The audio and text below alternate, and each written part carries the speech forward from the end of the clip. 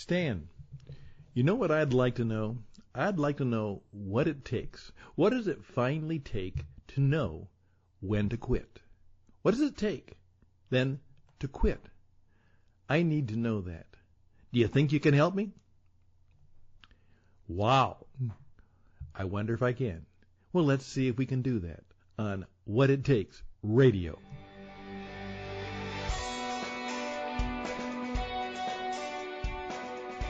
Well, greetings once again, ladies and gentlemen, to What It Takes Radio, and that was a challenge. Here's the story.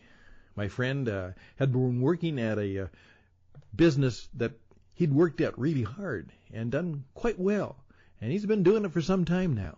But it's getting harder, and it's getting tougher, and like a lot of things, the marketplaces are changing so rapidly, and so kind of in a sense of exasperation and a little bit of frustration, and perhaps, obviously, a significant amount of tiredness.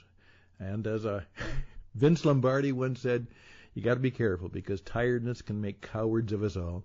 He simply said, yeah, you know what I'd like to know?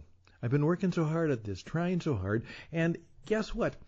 You know, people always say, well, just keep pressing on, and, success is just around the corner, and never give up, never give up, never give up, never quit. He says, is it time? Is it ever time to know when to quit? And then just to do it, to finally walk away. Well, the answer, what is the answer? The answer is, I don't know. But you know what? I've decided that successful people are coming together and they're helping one another to think those kinds of things through.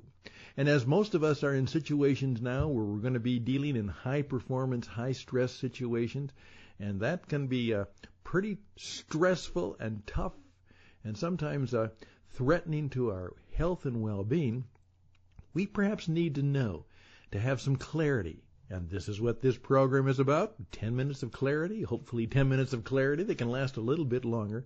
What are some of the things we need to know about when it's time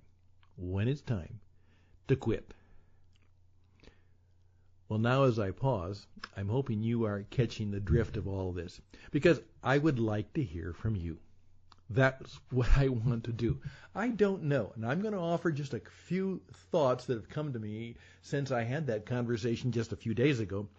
But what I would love for you to do, because all of us have been there, if we're anywhere entrepreneurial, if we're involved in high-performance living and trying to achieve things, we've all come to those barriers and those bumps and those obstacles and sometimes what seems like brick walls. And as we sat there with our ground coming hard at us and high at us, flat on our back or on our butt or face down, we've said, do I really want to get up? Do I really want to try it again? Or do I really just want to quit? How do we solve that problem? How do we begin to deal with that? Now, this was also brought to me in a couple of ways, because I was going through what I hope is part of my regular discipline, going through one of my morning watch meditations. I have a significant amount of people in my life who I look to, and usually as a part of getting ready for the morning and certainly getting ready for the week, I take time to put some spiritual content and quality and teaching and care into my life. And then I kind of think and pray about it. And here's what came to me from this particular mentor. He said, here's the problem, is any of us who are trying to achieve things, we're trying to reach destinations that are good, what's going to happen is all of a sudden we're going to hit a detour sign. We had planned to go here, we'd planned to be there, we'd planned to do that, and all of a sudden something comes up, and it's just like when you hit a detour sign on the highway. I should say, oh no. You had a plan, you were going to go down that road, and what is this detour all about? How long will it be? How far will it take me off my chosen path? What's it going to do to me? No one looks at detours with anticipation as, oh, it'd be nice to see a new way to get where I'm going. Doesn't happen too often. And here's what the mentor teacher said. Knowing the difference between a detour and a dead end is one of the great what it takes qualities that we need to seek to cultivate and share with others. How to recognize the detour from the dead end.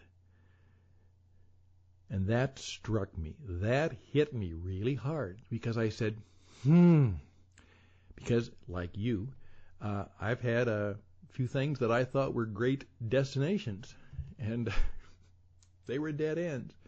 There were things that I thought, well, this is just a detour. Well, it didn't work out quite as I intended. So that's the question I would like to hear from you, my listeners. Detours, dead end, when do we quit? When do we stop?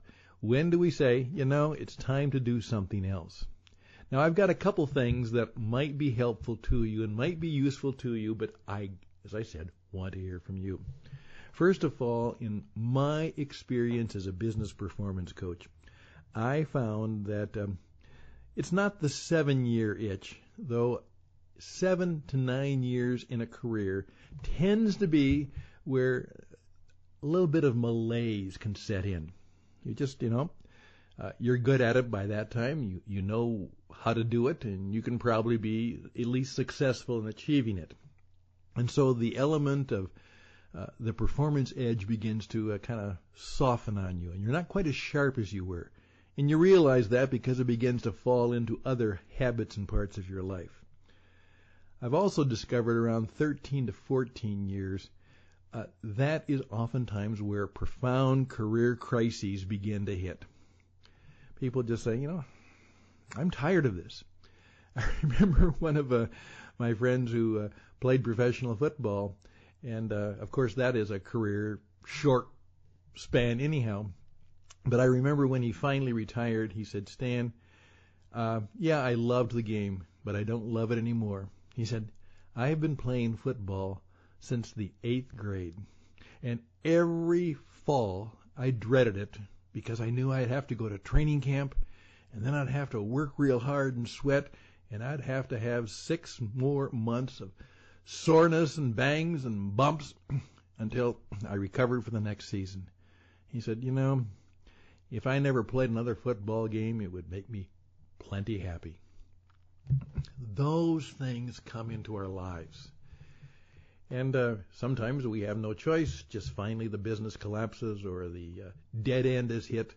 But how do we learn how to perhaps anticipate that and see that and begin to make moves so that when we have that malaise, when we sense that disappointment, when we see and feel the loosening of our edge and the loss of our passion and intention and direction, what do we do? And how do we finally come to the point where we say, I'm not going to do this anymore? I remember that with a friend, and then a friend became a client, and as we were trying to sort something out, he looked at me and he said, this is what my boss wants me to do, and I'm not going to do that anymore. And he made a significant change. I also know of somebody who was involved, again, in a certain industry and even had his own business. And he finally said to me, Stan, I went into the business because my dad wanted me to, and I've done well. But I'm not going to do it anymore. I'm going to do what I want to do. Well, that was quite an adventure, and hopefully I helped him find a new intention and direction. But here we go. We're at 9 minutes now. Those were stories to get you thinking, stories to get you perhaps thinking about your own situation and perhaps anticipating one that's going to come to you. But what I would like to know is, would you help me answer that question for my friend Dave? Stan, can you tell me? You're the what it takes guy. What does it take to know when to quit and then how to do it? Can you help me with that? Well, I will turn to you, my friends, my listeners, and say, talk to me. Stan at stanhouston.com, Stan at stanhouston.com. And I'd love to hear your comment because we're going to follow this program up because all of us are seeking to continually remind ourselves, get the clarity we need, and most importantly, share it with others. That's what it's all about on What It Takes Radio. Well, thank you for your time. Thanks, Rob, for putting the program together, and I'd love to hear from you. Until next time on What It Takes Radio, we'll perhaps have some more thoughts coming your way, and we'd love to hear from you, and we'd love for you to suggest program suggestions like my friend did, and we'd love for you actually to start being a participant as well as a listener, viewer, and a programmer for What It Takes Radio. All the best and blessings, and bye for now.